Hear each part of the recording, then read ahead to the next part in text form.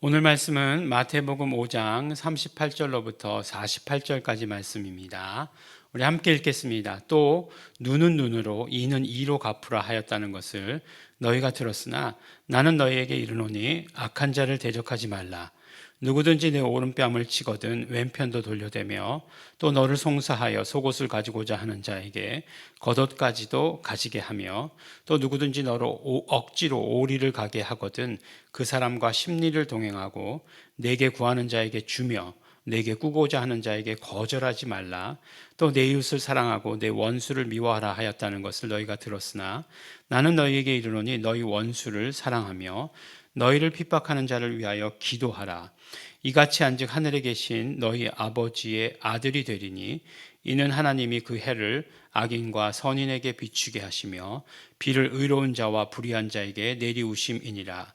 너희가 너희를 사랑하는 자를 사랑하면 무슨 상이 있으리요? 세리도 이같이 아니하느냐? 또 너희가 너희 형제에게만 무난하면 남보다 더하는 것이 무엇이냐? 이방인들도 이같이 아니하느냐? 그러므로 하늘에 계신 너희 아버지의 온전하심 같이 너희도 온전하라. 아멘. 네, 우리가 이제 산상수훈의 말씀을 들으면서 어제 이제 말씀 가운데 이렇게 그 산상수훈의 이렇게 말씀을 들으면 이제 옛사람이 말한 바라고 하는 말씀과 그 다음에 나는 너희에게 이르노니라고 하는 이 말씀으로 이렇게 구분됐던 것을 보게 되었죠. 그러니까 옛사람이 말한 것은 율법이고 내가 이렇게 말한다라고 하는 것은 복음이다 이렇게 말씀하실 수 있는 거죠. 예수님께서 말씀하시는 거니까. 그러면 우리가 어제 말씀을 통해서 보았던 것은 율법은 이렇고 그런데 예수님께서 말씀하신 것은 율법을 훨씬 더 강화하셔서 말씀하신 것이다. 그러니까 율법의 정죄는 요만큼인데 율법의 정죄는 이런 듬성듬성한 이런 그런 그물이라고 한다면 복음의 정죄는 마치 광목그물 같은 광목천 같은 그런 그물로다가 이렇게 다 건져내는 것이다 라고 이렇게 말씀 나누지 않았습니까? 그러니까 훨씬 더 강화된 율법을 강화하신 그것을 완성이라고 말씀하신 그 율법, 그 복음적인 정죄였죠. 복음의 정죄가 그랬다는 거죠. 이 구도가 그런 구도였어요. 오늘 말씀을 보니까 어떻게 되냐면 눈은 눈으로 이는 이로 갚으라 하였다는 것을 너희가 들었으나 이건 이제 뭐죠? 율법이죠. 나는 너희에게 이르노니 이건 뭐예요? 이거는 복음이죠. 그런 어떤 구도는 같은 것 같은데 그런데 보면 완전히 그 어떤 관점이 다른 거죠. 눈은 눈으로 이는 이로 갚으라 했지만 나는 너에게 이르노니 악한 자를 대적지 말라. 내 오른뺨을 치거든 왼뺨도 돌려대고 또 그 다음 계속 나오는 거잖아요. 송사하여 속옷을 가지고자 하는 자는 겉옷까지 가지게 하고 억지로 오리를 가고자 하는 자는 심리를 가게 하고 구하는 자에게 주고 꾸고자 하는 자에게 거절하지 말고 이웃을 사랑하고 원수를 미워하라라고 하는 것을 들었지만 원수를 사랑해라 라고 이렇게 말씀하시잖아요. 그러니까 완전히 어떤 그런 다른 그런 어떤 차원에서 관점이 다른 말씀을 두 가지가 하고 있다라고 하는 것을 이렇게 듣게 되는 거죠. 사실 보면 눈은 눈으로 이는 이로 갚으라 하는 것, 이게 이제 이 함무라비 법전에서부터 내려오는 이 율법의 기본이죠. 율법의 기본, 똑같은 걸로 갚는 거죠. 그러면 하나님 너무 잔인하지 않아요? 아니 내가 실수로 쓰리강냉이 원펀치 쓰리강냉이 해가지고 이 이빨을 이렇게 뽑을 수도 있지. 그렇다고 해가지고 나를 또 이빨을 세 개를 뽑아버리는 거 이건 너무나 이렇게 잔인하지 않느냐? 좀 심하다. 법이 어떻게 그러냐? 이렇게 얘기할 수 있겠지만 그건 어차피 내 입장인 거고. 그런데 사실은 이렇게 법을 정한 이유가 뭐예요? 보호하는 거예요. 보호하기 위해서. 왜냐하면 내가 주먹으로 쓰리강냉이를 털었다. 그러면 그쪽에서 어떻게 하느냐? 내 쓰리강냉이로만 끝나지 않는다는 거예요. 어떻게 하면 그 원수 갚는다고 하는 것은 어떻게 되는 거예요? 목숨을 그냥 위협할 수도 있는 거죠. 그냥 어떻게든 몸을 못 쓰게 할 수도 있는 게 그 원수 갚는 것 아니겠어요? 사람들의 그런 어떤 욕심이라고 하는 것들, 사람들의 그런 어떤 마음 있잖아요. 그런 어떤 그런 그 죄로부터 발생한 그런 마음들이 그런 것들을 훨씬 더 증폭시키지 그런 것들을 줄이지 않는다는 거예요. 그래서 뭐 우리가 늘 익숙했던 중국 영화들 보면 중요한 내용이 뭐예요? 네. 내 아버지의 원수를 갚기 위해서 길을 떠나는 것 아니겠어요? 그래서 그 다음 어떻게 되는 거예요? 내 아버지 원수를 이제 죽음으로 갚았어요. 그럼 그 아들이 나와가지고 어떻게 되는 겁니까? 그 아들이 나와가지고 내 아버지의 원수를, 예. 해가지고 또 가는 거 아니겠어요?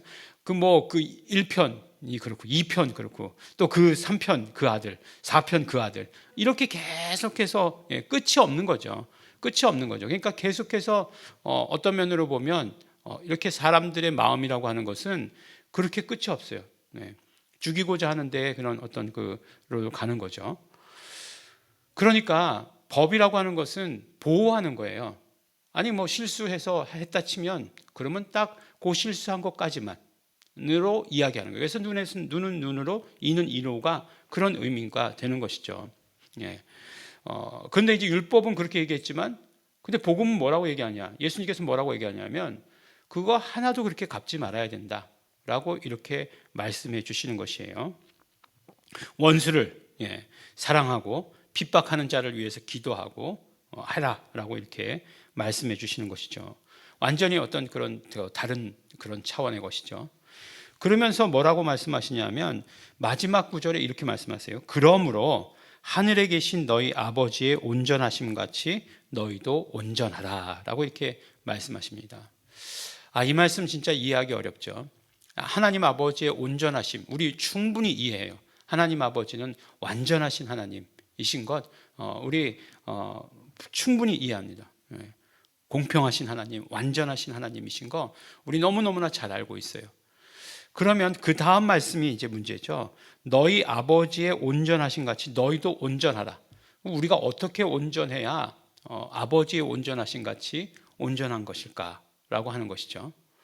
아버지의 온전함을 어떻게 해야 되는가? 닮아가야 되나? 첫 번째 이제 닮아가기 우리 생각하게 되는 거죠. 그런데 아버지의 온전하심을 우리가 닮아갈 수 있을까? 네. 그럴 수 없죠. 닮아갈 수 없다는 거예요. 그럼 이 말씀이 어떤 의미일까라고 하는 것이 이제 굉장히 고민이죠. 근데 결국 아버지의 온전하심이라고 하는 것은 오늘 말씀 가운데 보면 어떻게 말씀하고 있어요? 결국 계속해서 복음적인 정죄로 몰고 갔던 그 모든 것들을 예수님을 만나서 어떻게 한다고요? 용서해 주신다는 거잖아요. 아버지의 온전하심은 그럼에도 불구하고 용서하시는 것이에요. 용서하시는 것. 그것이 아버지의 온전하심이고 그럼 우리의 온전함이라고 하는 건 무엇이겠습니까? 보니까 정말 그 복음의 정죄에도 다 걸려. 그 오늘 말씀에 보니까 이렇게 하라고 그러는데 도저히 못 하겠어요. 악한 자를 대적하지도 말고 오른뺨을 치는 자를 왼뺨도 들이대고 말이 좋지 그거 안 돼요. 그거 안 되면 이거 어떻게 해야 되느냐라고 할 때 결국 우리의 온전함이라고 하는 것은 그렇죠. 예수 그리스도께 기대는 게 우리의 온전함이에요. 예수 그리스도를 만나는 게 우리의 온전함이에요. 예수 그리스도의 공로를 의지하는 것이 우리의 온전함이다 라고 말씀해 주시는 거예요. 그러니까 아버지의 온전함과 우리의 온전함은 달라요. 아버지의 온전하심은 용서하시는 것이 아버지의 온전하심이고 우리의 온전하심은 그 용서를 받는 것이 우리의 온전함이에요. 그런데 우리도 용서하는 것이다.